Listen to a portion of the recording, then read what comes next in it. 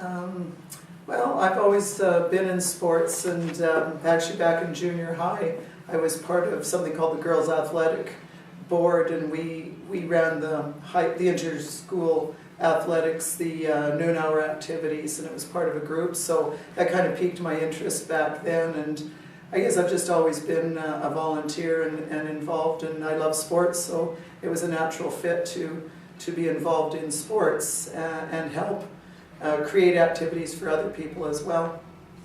So it's just something I've always done. I think I get along with most people, and I think I do have an ability to put good teams together when we had events to do, looking at people's strengths and that kind of thing, and you know, listening to people and just trying to be I guess like a conductor and coordinate things. And I think I have a good ability at doing that and seeing things through.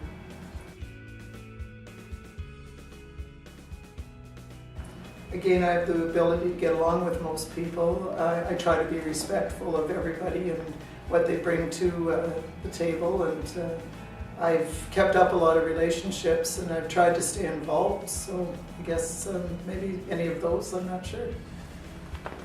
Okay.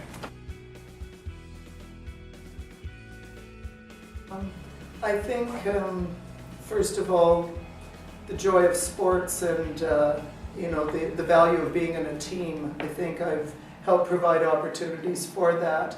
I think there's a lot of value in being a volunteer and doing public service, you know, back to your community or back to your school. And I think sports is such an integral part of my life, and just to be able to share that back with others and hope that they continue their legacy on with helping to give back to sports once they no longer play.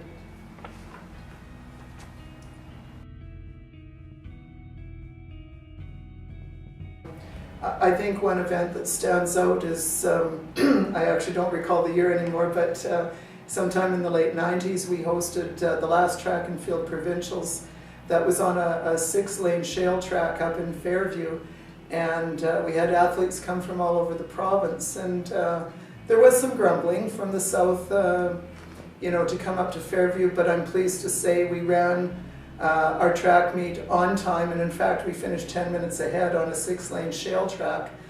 There are many people who came up to that event to this day still remark what a good event it was, and in fact one is Ken Zellis, who came as a young athlete and still remembers being up there. And so you know, it brought us together as a team in our school, and we actually worked with our partner school across the town, and you know, it's tribute to people like Billy Zinski and Gord Ivey and Ray Waters and Larry Wagner that we pulled off a really stellar event.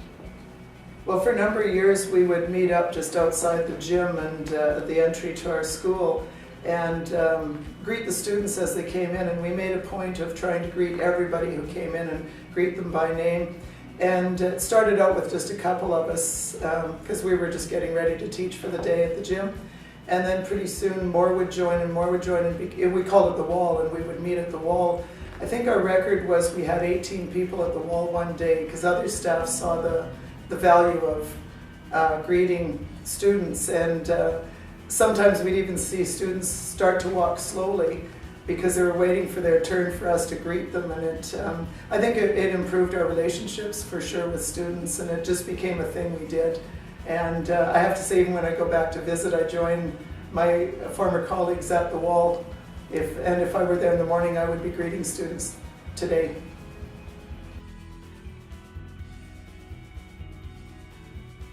Well, for sure I'm very humbled and honored. ASAA has been a very important part of my life, and to be acknowledged by people I look up to is very honoring, and I thank the ASAA for everything they've done for me, and this is truly a privilege.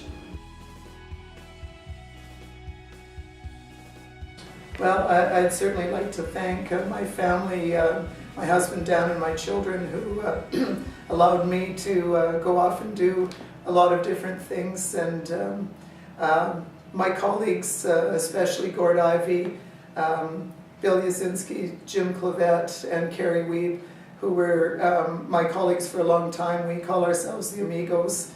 And of course my good friend Larry Wagner, who I've known since university, and we've worked together, and we spent a lot of time together on car trips back and forth. And probably one last one I would thank would be Dean Rook, who got me involved in the ASA many years ago, and I truly thank him for that.